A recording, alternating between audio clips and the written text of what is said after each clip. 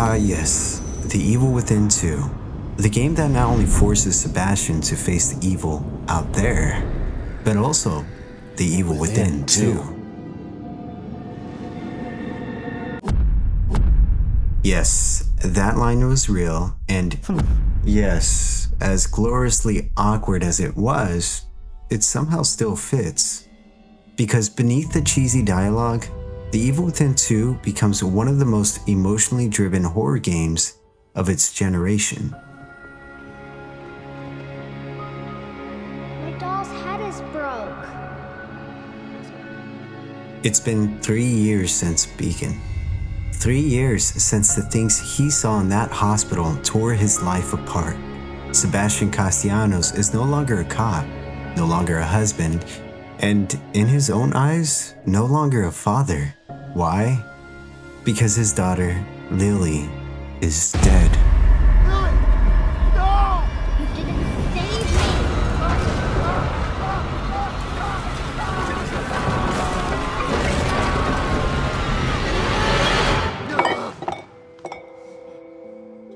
And Sebastian, well, he's been drowning himself in whiskey and silence ever since. Until his former partner, Julie Kidman, returns, with news that no one in their right mind would ever believe. Turns out, Lily is alive. Not only alive, but being used as the core for a new STEM system. What is STEM? It's a machine built by Ruvik and made possible by Mobius, the same secretive group behind the Beacon incident. They've built a perfect little town called Union, and Lily is the beating heart of it all.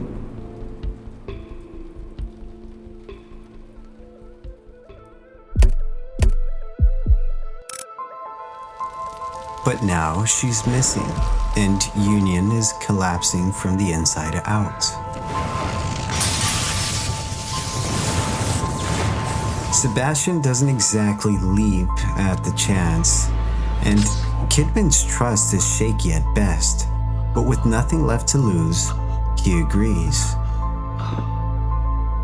Sebastian dives right back into STEM, chasing the one person who might still give him a life worth living. Welcome to Union, a postcard-perfect American town on the outside, pure psychological horror on the inside.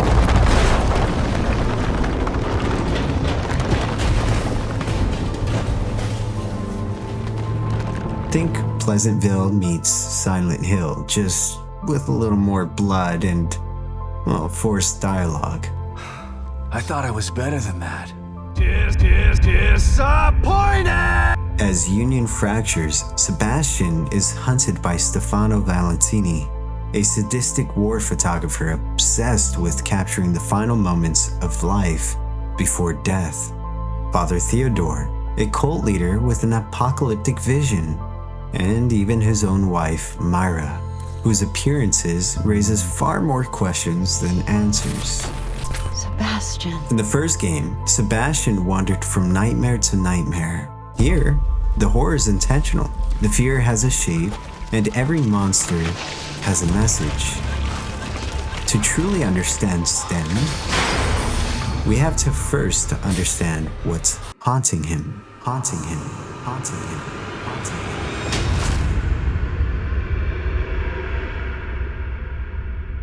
Sniff.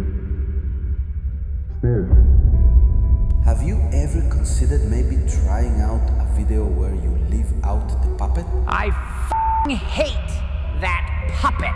Good vid, but I can do without the Star Wars. I wanted to watch, but the puppet is as f***. No. Get it together, Sniv. Why does nobody like me?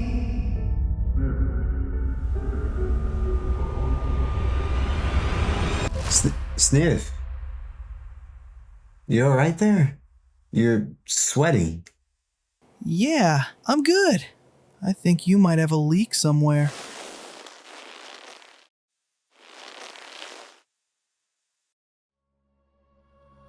Let's take a closer look at each of Union's monsters. and finally face the evil within. What the hell is this? Can't move on. Can't move.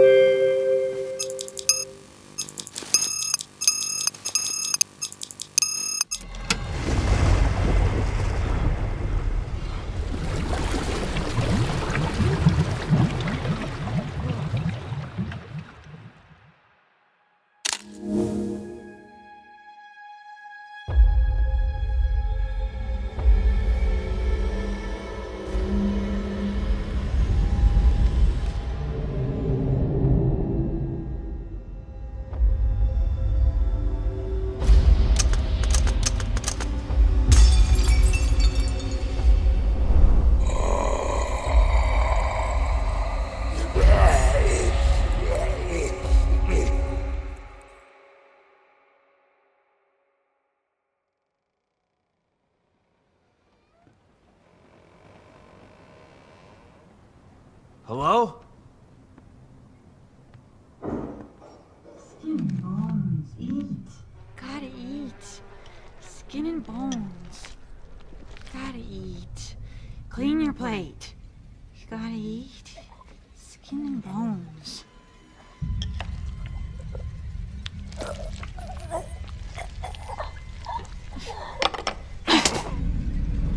I said eat! There we go.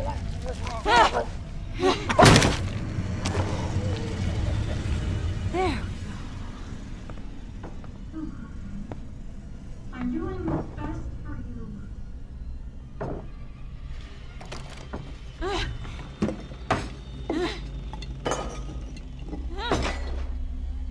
What the? If you've played the first game, well, you'll remember the Haunted. Those barbed wire zombies stumbling around Beacon like puppets on Rubik's strings. Creepy, yeah, but you could always feel the influence they were under. Now, in The Evil Within 2, Union gives us something new, the Lost. These guys practically seem identical to the Haunted, but the Lost are different. Not just in look, but in what they represent. Where the Haunted were deliberate creations of a crazed mastermind genius, the Lost are accidental. When Lily disappears inside STEM, Union's perfect little simulation starts to rot from the inside. And when the world around you stops making sense, it doesn't take long for the mind to go with it. That's what the Lost are. What's left of them, at least. Glowing red eyes, skin stretched over something that still kind of moves like a person. The deeper you go, the worse they get. Some have no faces, some have missing limbs. Some wait under cars and grab you at the worst moment possible. And sometimes, even if you blow a chunk off of them away, it just grows back. Like STEM is trying to fix them, only making it worse. Go deeper than that and you'll realize that the real horror isn't fighting them, it's the thought of them, who they were. Neighbors, co-workers, parents. They're not trying to kill you because they're evil. They've simply lost themselves and everything that made them who they were. The Haunted were controlled. The Lost have no control left to lose. 1 minute, I was in that office being interviewed by that Asian doctor lady. The next thing I know, I'm in this town I've never been to, wearing clothes I've never seen, and there's this guy who says he's my husband telling me to run. I'm not married, mister. None of this is real. It can't be.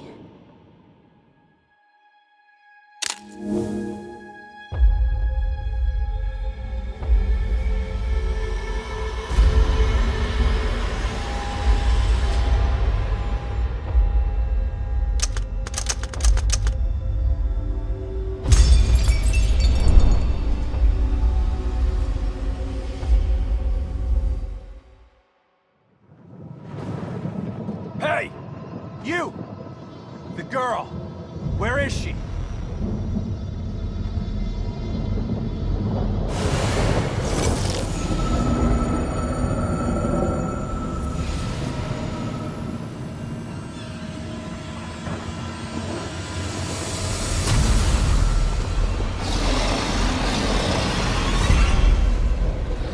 The evil within has always loved its body horror.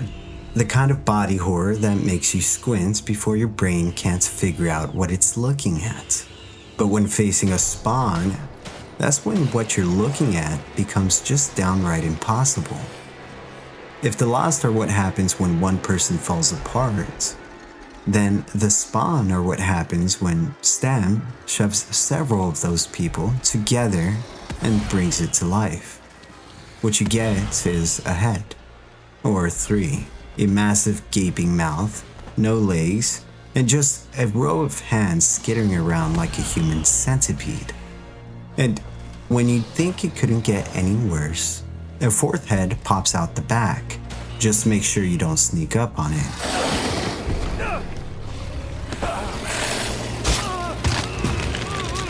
In gameplay terms, they're mini-boss strong, but show up as common enemies. They hunt in pairs, they dart around constantly. They have just enough health to make every encounter feel like it's wasting precious ammo. And the first time you see one, it's not just a moment of, oh, that's creepy. It's that sinking feeling that Union has officially gone past the points of saving. Lore-wise, no one made them. They're not the results of an experiment, not some pet project. They're accidents, a glitch in the horror matrix, the byproduct of STEM breaking down when the system doesn't know how to process corrupted data and just fuses whatever's left into one broken mess. That's what makes them stick with you. They're not just aggressive, they're just wrong. They shouldn't even be here, and yet here they are, crawling toward you on all six.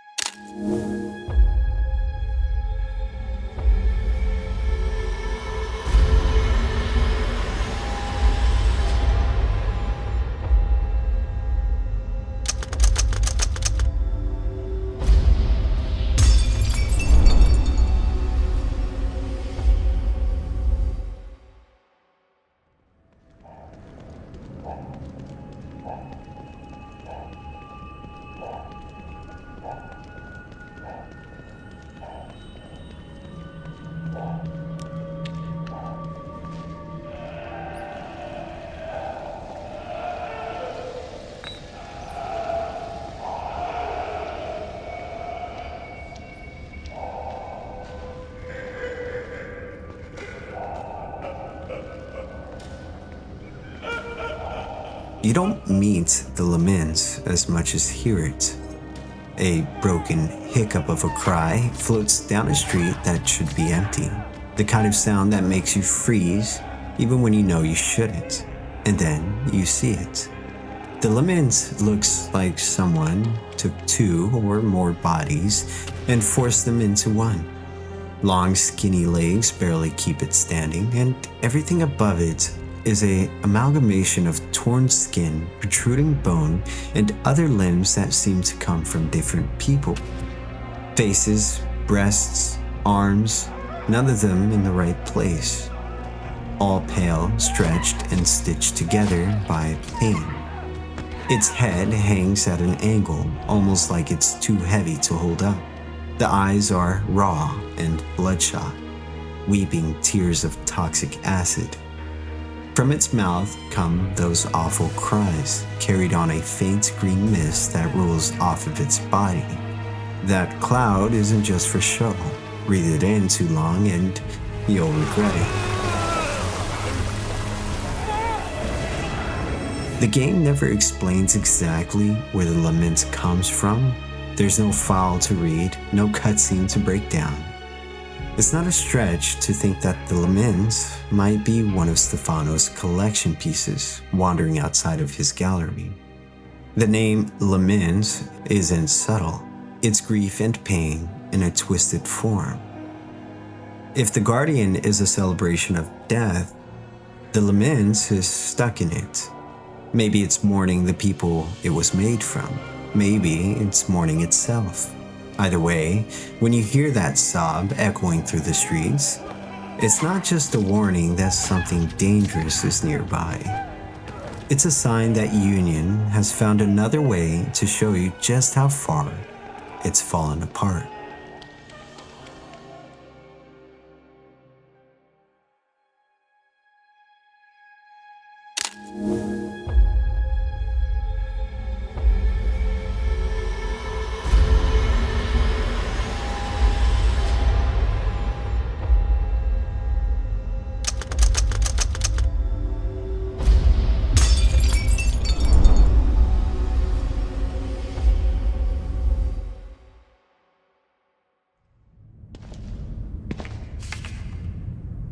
What the hell?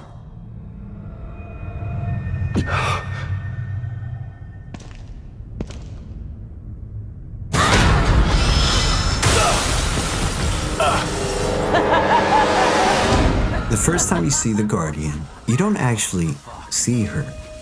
You see a photo. Stefano calls it rebirth. I call it What the fuck? black and white, perfect framing, and then you realize it's a sculpture made of corpses. A few minutes later, that sculpture starts to move. The Guardian is a walking collage of Stefano's victims. Every limb, every curve of muscle, every flake of skin taken from someone he's killed, most of which were women.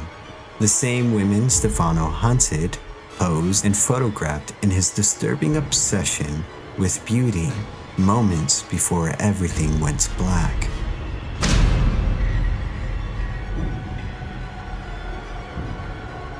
Instead, nothing is random. The Guardian is the sadistic nature of Stefano's mind, his ego, his idea of a masterpiece that can walk, laugh, and kill.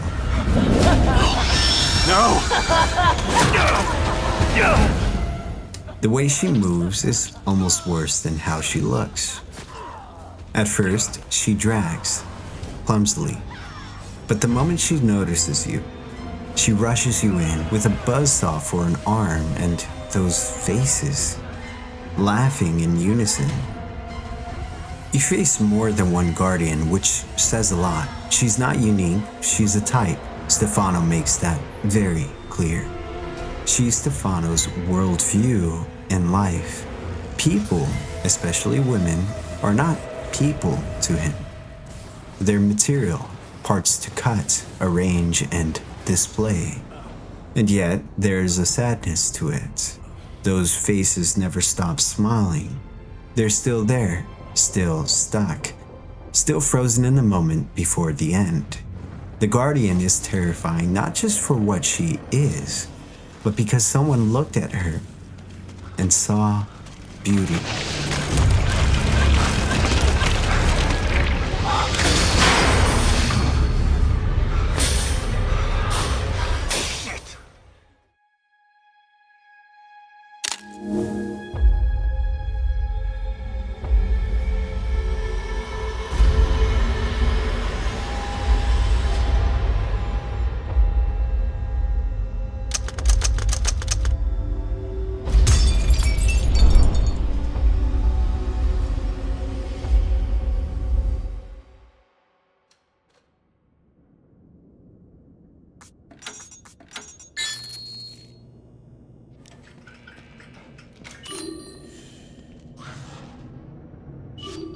The Hysteric is one of those enemies that makes you stop and check if your volume's too high, because you always hear her before you see her.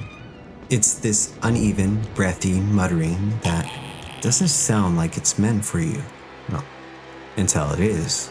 She usually shows up alone, standing in a hallway or a corner, barely moving.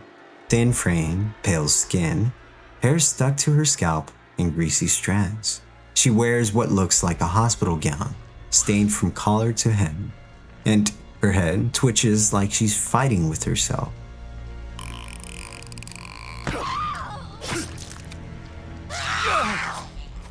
Her face is distorted, one wide, staring eye, the other shrunken in, and her hands, way too big, curling into claws with dried blood that looks like it's been there for a long time.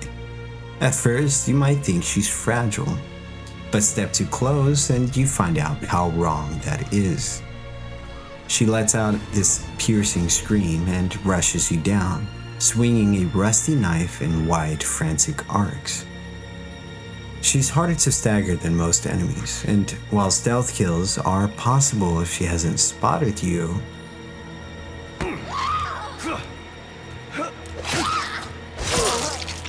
that reinforced skull of hers means she can take a hit most enemies can't, and she'll come back swinging harder. The way she moves is part of what makes her so unsettling. She's fast but not smooth, lunging in sudden bursts, jerking between attacks like her body forgot how walking works. Her name, Hysteric, comes from an outdated sexist term that was used to dismiss women's pain as instability or madness. Instead, that idea takes physical form. She's not here because she's evil, like the game suggests. She's here because every ounce of her fear, rage, and hurt from her old life has finally been freed. You never see more than one hysteric at a time. She's always isolated, wandering and muttering until something, maybe you, sets her off. And once she's locked onto you, she doesn't stop until one of you is dead.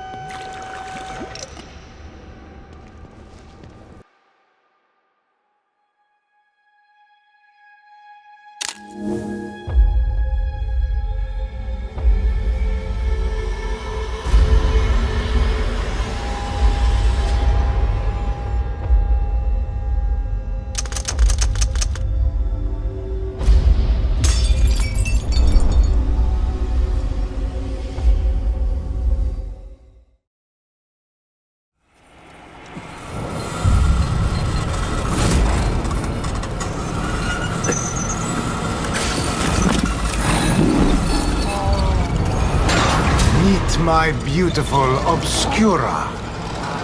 Restart sequence. You gotta be kidding me. Sequence will complete in 90 seconds. Obscura is part monster, part camera, and part ballerina? Picture a vintage tripod, only instead of a camera at the top, there's a corpse bent backward. She balances on 3 slender legs wearing ballet slippers. Every movement is a mix of elegance and something deeply disturbing. The camera part is old-timey, with the lens opening and closing like a blinking eye, tracking you whenever you go, and when she snaps a picture, she freezes time. Literally. She's not just Stefano's Frankenstein creation. She's his muse. In Stefano's mind, beauty and suffering belong together. That's why her movements have that strange grace to it, which also probably explains why her body is built from one of his victims, most likely a performer, a dancer even, and why she's dressed like one. Even the noises she makes fit the theme. Mournful groans when she's calm, sharp, questionable moans when she attacks. And when she kills you, she captures that moment. One final picture for Stefano's gallery. Symbolically, Obscura is Stefano. The camera head reflects his obsession with capturing death, and her entire existence blurs the line between art and cruelty. In STEM, everything is shaped by the mind that creates it. And Obscura is the perfect image of Stefano's ego. Beautiful in motion, horrifying in context, and convinced it's all part of his masterpiece.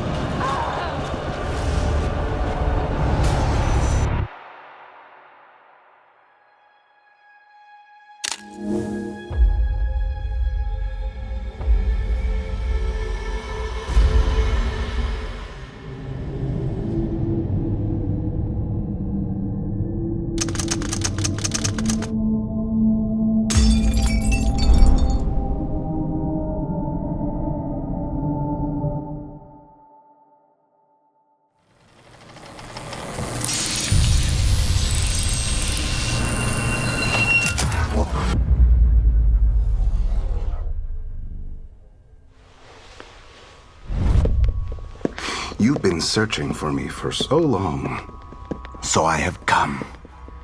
But wait, it's not me you seek, is it? No, it's the girl. I should be offended. If this game is a simulated nightmare, well, then Stefano Valentini is the man who's always dreamt of it. A former war photographer, a serial killer, and in STEM, a reality-bending artist. The first major antagonist Sebastian faces, and the second you step into his world, you know you're not just in danger, you're out for display. Before all the madness, Stefano was in the middle of a war zone, camera in hand, when an explosion took his right eye. But in that exact moment, he caught a photo. A man being blown apart. That single image changed him.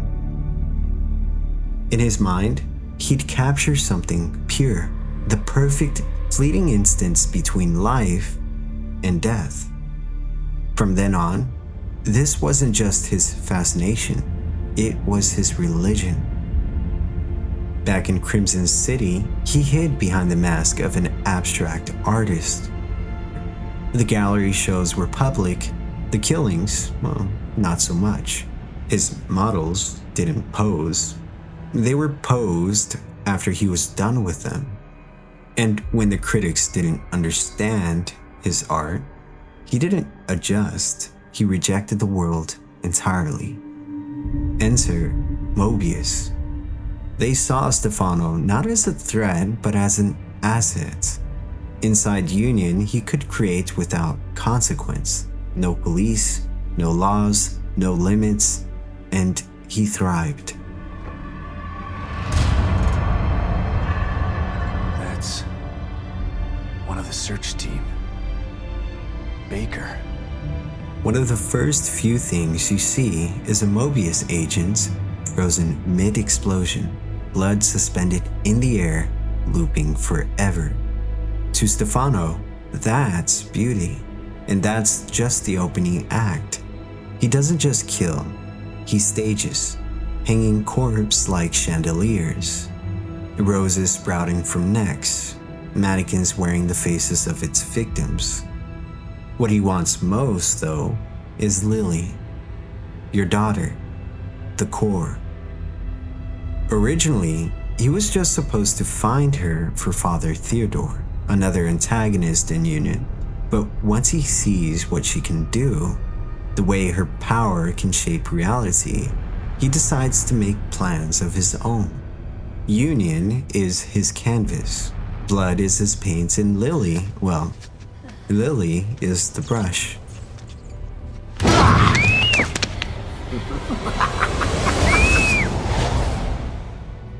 As you chase him, he turns Union into a series of art exhibits. The Guardian, Obscura, even the Aperture, all is his creation.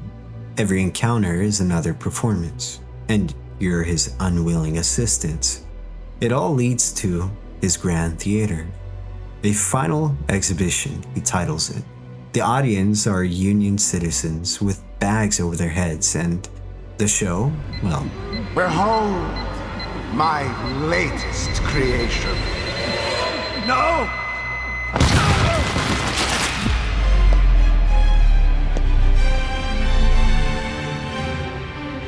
He calls it his masterpiece.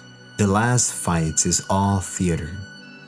He teleports across a blood-red dreamscape, freezes time, summons monsters, throws blades like brushstrokes, but as the fight goes on, the axe starts to crack.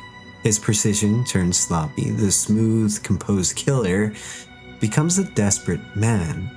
And when you finally bring him down, he calls his own death his final masterpiece. Maybe, in his mind, it is. But Sebastian doesn't let him savor it. One last photo never happens, just a gunshot, curtain down, and silence. Still time for one last photo.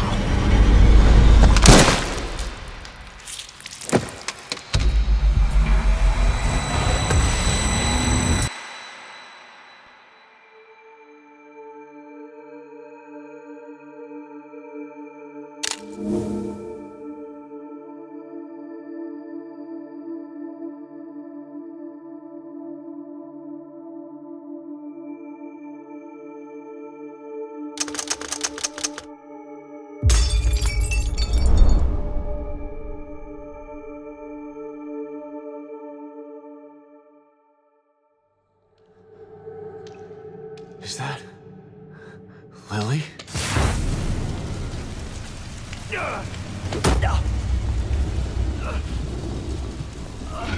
If the Harbinger is Theodore's sermon, then Disciple is his choir, and their hymn, Burning You Alive. You meet the Disciple shortly after Theodore makes his entrance, and from the very first encounter, it's clear these brutes are not your standard enemy. They're not mindless, they're not even confused. They're not hungry, they're devoted. These are believers, transformed, indoctrinated, and literally set on fire in the name of their false prophet. They kneel at altars and pray to symbols, covered in scorched muscle, molten cracks, and half-melted faces. The Disciple doesn't just look like it crawled out of hell, it acts like it's trying to send you there. And the second it sees you, it ignites. Its entire body erupts in flame, and it charges. If it grabs you, it's not a tackle, it's a flaming bear hug, a literal embrace of death. And if you're not quick, it'll squeeze the life right out of you in one blistering grip. You often see them alongside Harbingers, protecting shrines or Theodore's stronghold. But unlike the flamethrower-carrying priests, Disciples don't use tools. They are the weapon. Punches, tackles, explosions of lava blood. Even when you hurt them, they bleed fire. Even when they die, they crumble into ash. Like their purpose was only ever to burn and then vanish. The Disciples are the literal representation of blind faith. With no eyes, they can't see the world, only hear Theodore's words. Followers so far gone, they've literally burned away everything that made them human. They don't question, they don't hesitate, they don't stop. This contrast is especially sharp compared to Sebastian. He's lost faith, he's lost his daughter, he's even lost himself, but he's fighting to find his purpose again. The Disciples, well, they've already found theirs. These things aren't chasing answers, they're chasing obedience.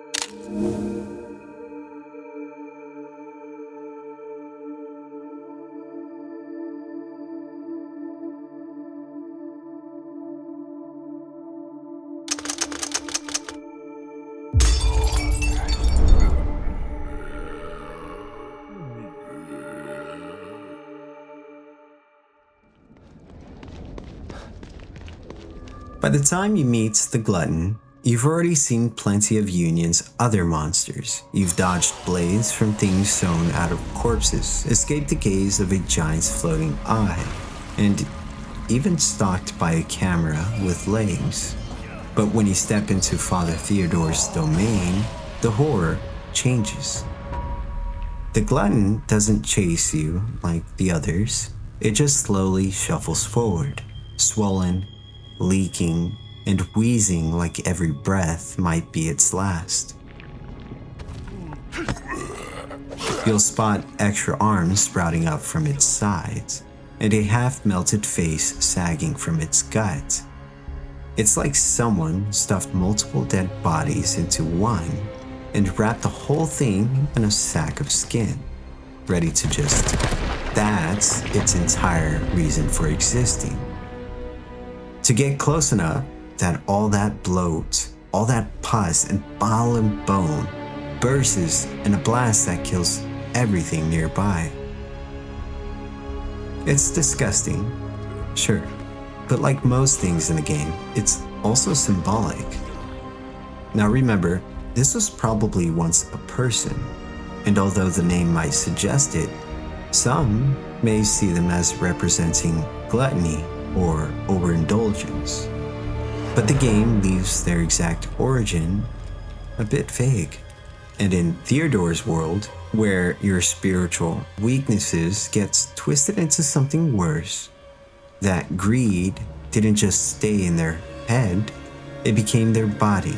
Their hunger had no limits, so Stem gave them a form that couldn't stop consuming.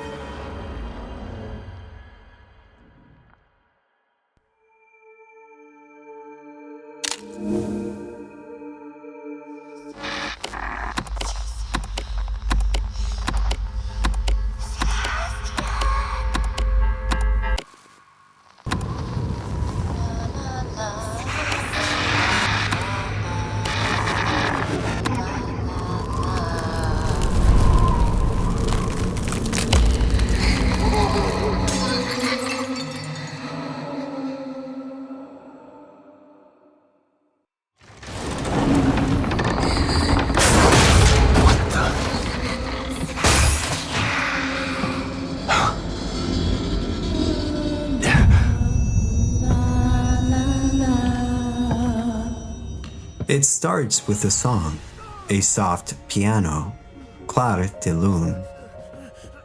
If you've played the first, you remember this as a safe room lullaby. Nurse Tatiana's way of telling you, "Don't worry, I won't tell anyone what just happened." In this game, it's a death sentence. The world changes, the air freezes, a blue mist curls in, swallowing the walls. Lights flicker, electronics sputter, and reality itself bends. Only you can see her. No one else hears the song. No one else feels the temperature drop. Sebastian runs into her 3 times during his journey through Union. First time, a quiet house on Cedar Avenue. He tries to leave and finds himself back in Beacon Mental Hospital. No explanation, no way out, just Anima drifting through the halls, her humming getting closer with every turn. He's forced to sneak, hide, and pray she doesn't float right through the wall beside him. The second time, a diner. He watches a terrified man's memory play out, ending in the man putting a gun to his head because death felt safer than being caught.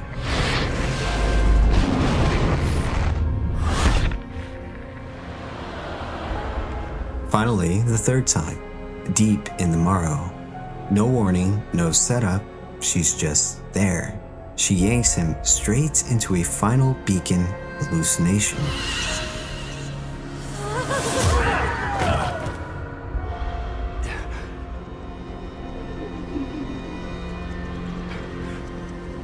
Smashing barriers, teleporting, closing in fast, determined to finish what she started. Anima can't be killed. Bullets pass through her. Doors and walls mean nothing, she just floats right through them. If she touches you, she drains the life right out of you.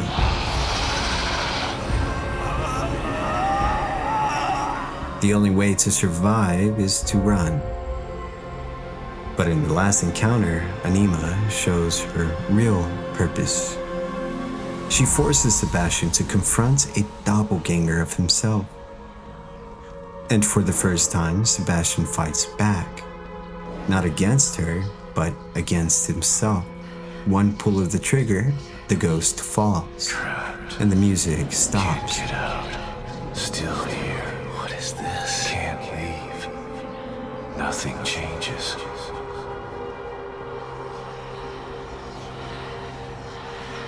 I'm wrong. I will get out. But without you. Anima vanishes forever. Not because she was beaten, but because Sebastian finally took away what she was feeding on. His guilt. 3 encounters, 3 escapes, and 1 hard truth. You can't run from your ghosts forever. Next time, Sebastian won't have that option.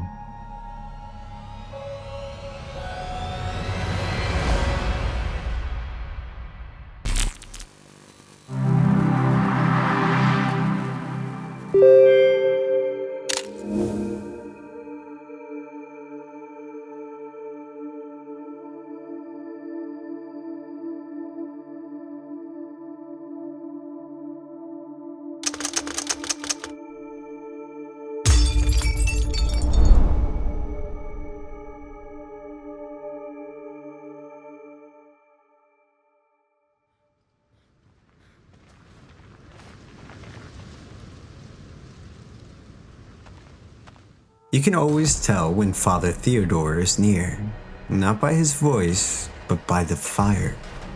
Enter the Harbinger, a walking furnace of religious zealotry, wrapped in scorched robes and gasping through a cracked rebreather mask.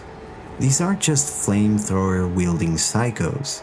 They're the flame-baptized foot soldiers of Theodore Wallace's holy war, and they burn for only one reason: to purify you. Like with all the other monsters we've covered thus far, the Harbingers were once people.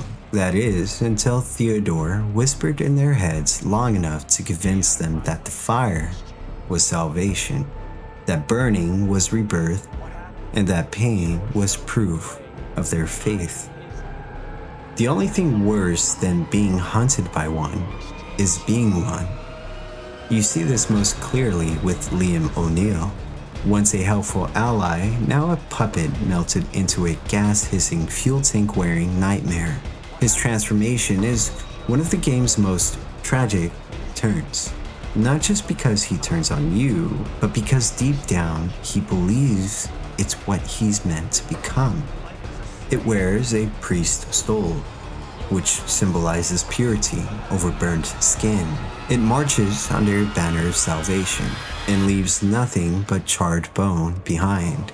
It's a walking contradiction, part clergy, part cremator.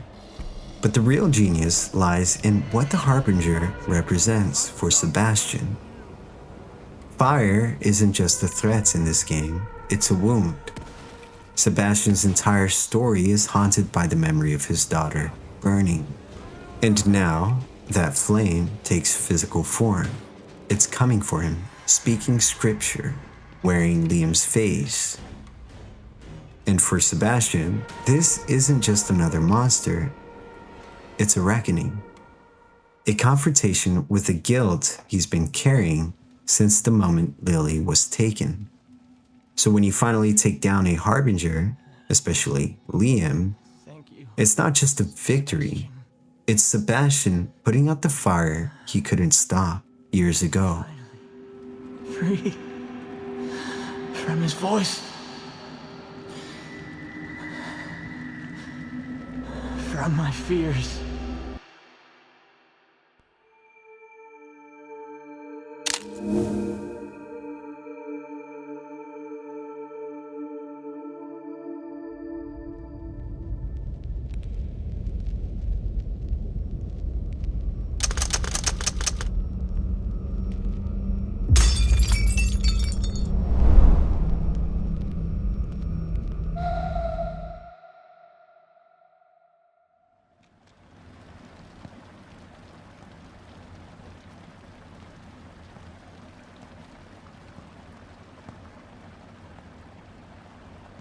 Sebastian Castellanos.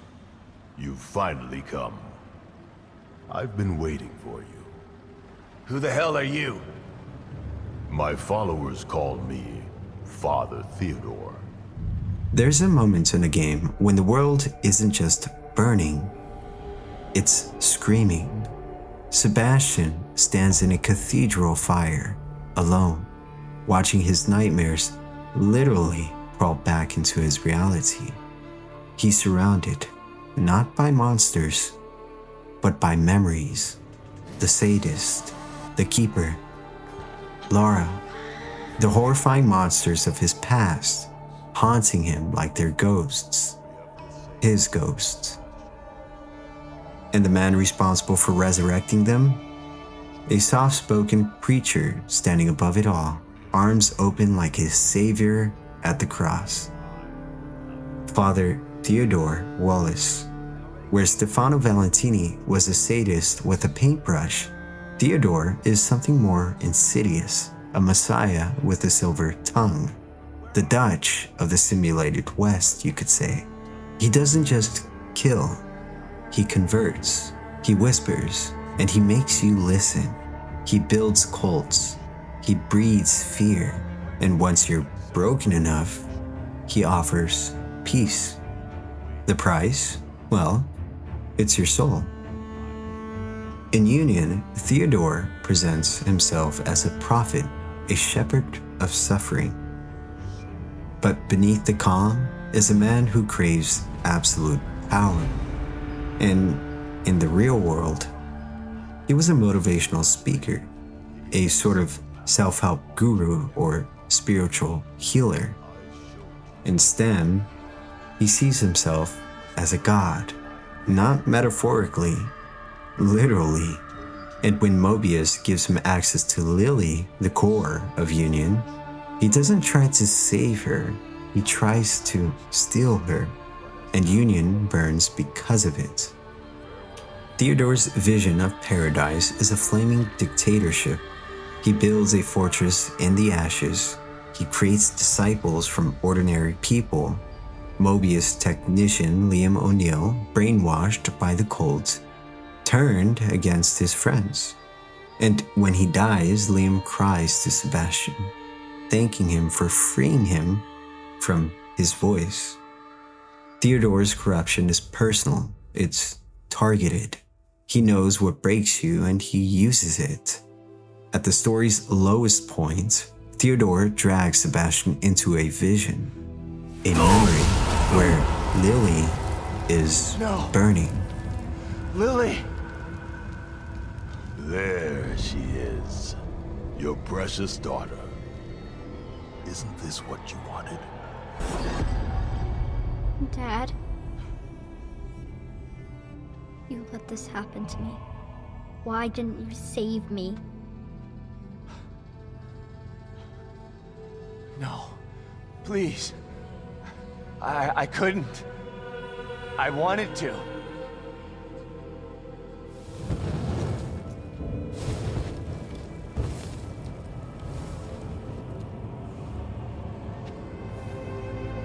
Torres, a Mobius agent who wanted to right the wrong, dies trying to pull him out of Theodore's trap, and Sebastian is left alone, holding the gun. This is the moment, a reckoning, because in that burning hallucination, Sebastian faces himself, his failures, his guilt, his fear that he's too late, again. And when he survives that, when he crawls through it instead of breaking, that's when Theodore loses. Not when he's stabbed, but when Sebastian refuses to be controlled by fear anymore. Come on, Sniv. You're better than this. Who cares what they think?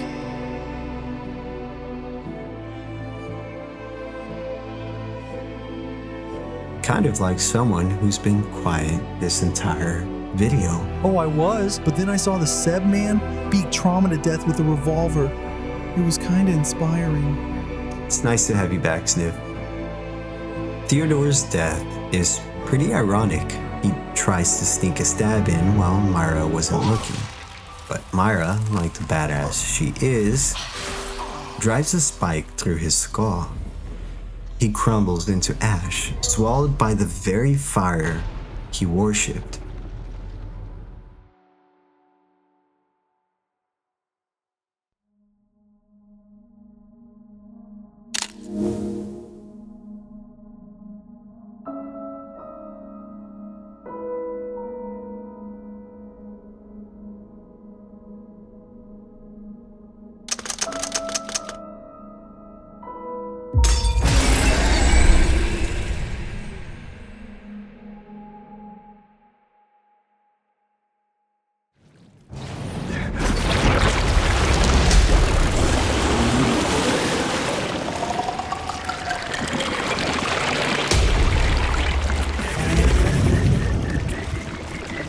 The Watcher is one of those monsters that doesn't just show up.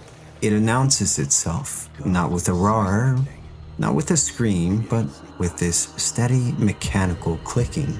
It's rhythmic, deliberate, almost like a sonar. You don't just hear it, you feel it searching for you. The first time Sebastian encounters it is in the Marrow's tunnel. The sound cuts through the silence long before you even see the thing. The floor is already slick with that white psychoplasmic goo, Myra's signature. It clings to your boots, slows your pace, and every step you take is answered by another round of those clicks, growing sharper and faster. And then it stops, dead quiet. The lights shatter, and from the pools of slime, it rises, a grotesque skeletal head, stacked with glowing red-orange eyes, perched on a skinny neck that twists unnaturally as it scans the room. Its body is nowhere, oozing with psychoplasm, dripping back into the puddles it came from. The Watcher controls the space with its environment, slowing you, forcing you to pick your shots carefully. Its glowing eyes are its only real weakness, and hitting them while it's slithering in and out of the goo is easier said than done. Get too close and it'll try to engulf you completely, pulling you into its body where smaller hands finish the job. Symbolically, the Watcher is Myra's instinct in its purest form. She sees everything. No caption appears when it rises. No voice tells you what it wants. The answer is already decided. Keep what should be kept, return what shouldn't. In a city built from thoughts, the Watcher is the parts of a mother's mind that never sleeps. So when the clicking stops and the silence arrives, understand what's next. It isn't mercy, it's judgment.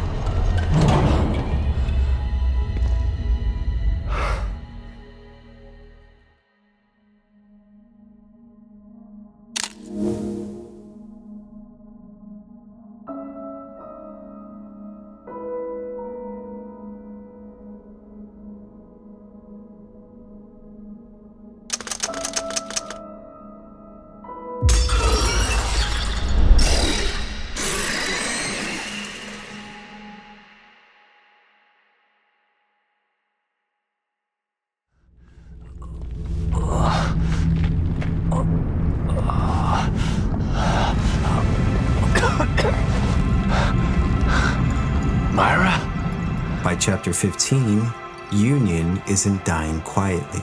It's tearing itself apart in real time. White psychoplasm swallows the skyline like wet plaster poured over a city. And in the middle of all that chaos, Myra gives Sebastian her answer. The Effigy.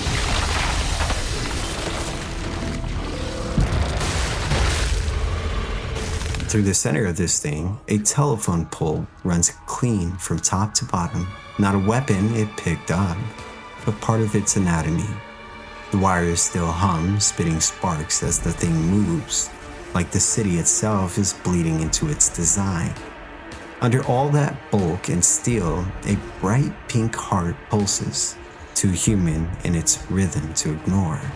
That's the part that stings. The name, an effigy, is a stand-in, something you put in your place when you can't be there yourself. Myra doesn't meet Sebastian here face to face. She builds a proxy out of pure nightmare, fills it with her will, and sets it on him like a warning. Even its details read like a confession.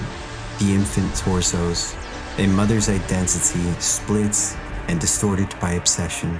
The telephone pole, a piece of Union's everyday life, claimed and weaponized as the town collapses. This isn't just a monster. It's a piece of the world and a piece of Myra melted into the same shape. When you finally break the heart and the effigy collapses into a lifeless pool, the space changes. From here, there is no middleman, no more guardians. Next thing standing in his way is the reason he came here in the first place. Hurt her? I'd never do that. I love her. Your love can't protect her. Only I can do that.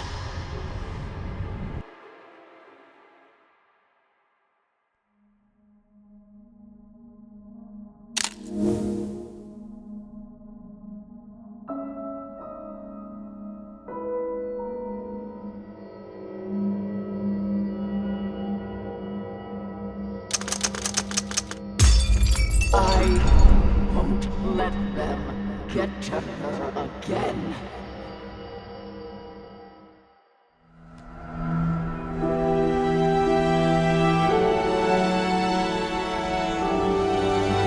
Please. Anyone who tries must die! Don't make me do this!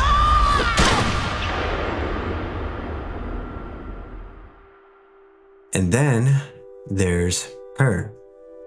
The last, largest, and most personal monster in the game.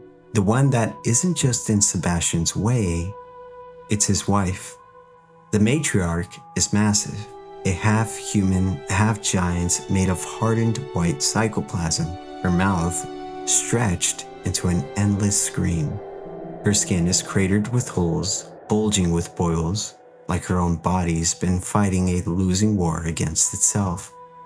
And she's anchored in place, fused into the ground like some monument, unable to walk but still able to strike. This isn't just the final boss fight. It's symbolic. It's an argument. One that's been building for the entire game. Myra still believes that keeping Lily and Stem is the only way to keep her safe. No pain, no fear, no danger. But Sebastian sees the cost. That in chasing that perfect safety, she's built a prison. No, Myra. This isn't real. The Matriarch is what happens when love refuses to let go. Myra's motherhood twisted into obsession. The kind that smothers instead of shelters. Every attack she throws is born from the same instinct that once made Myra a good mother. And every time you break one of those glowing cores, it's like cracking through another layer of that obsession, trying to get to the woman beneath.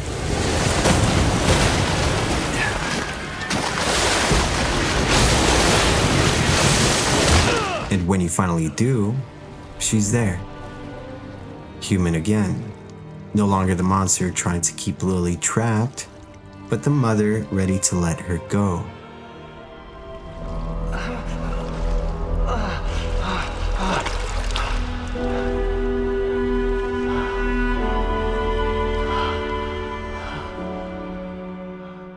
Myra sends Sebastian away with Lily, staying behind to finish the fight against Mobius, sacrificing herself so they can be free. It's tragic, it's brutal, and it's the perfect end to the game's unshakable idea that sometimes love means facing pain, And sometimes it means walking away so the people you love can truly live.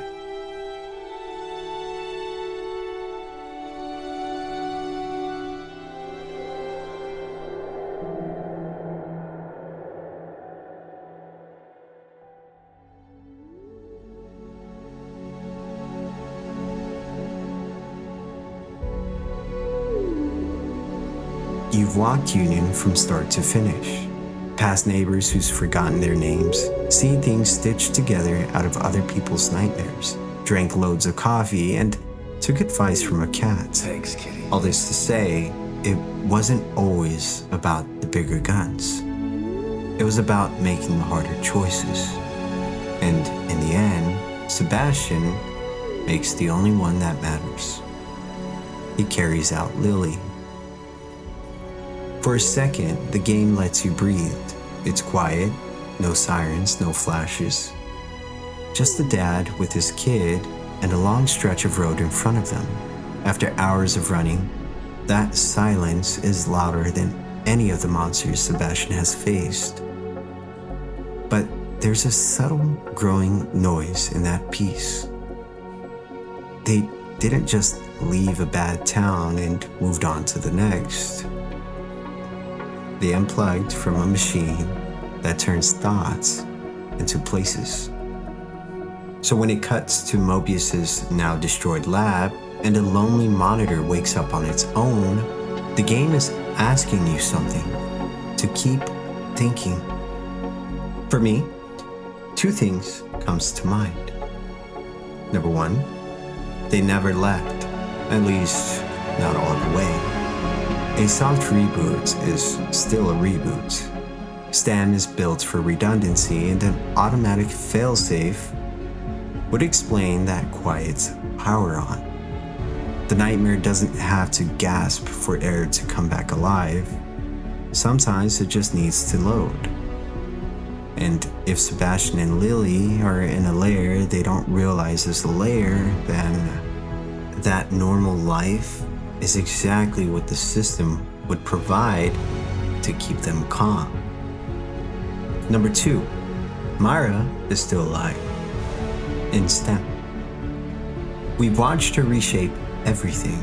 She stays behind for Lily.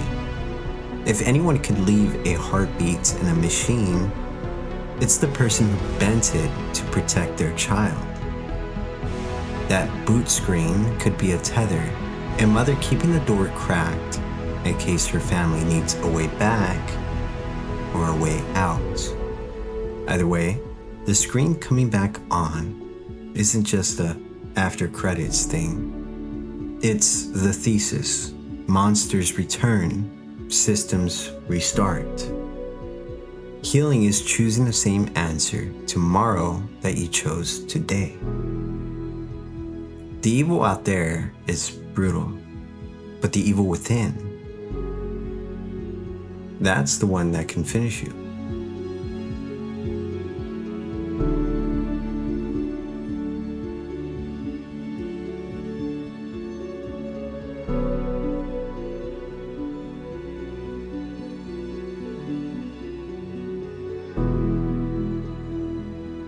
And give a little love tap to that subscribe so you don't miss the next deal.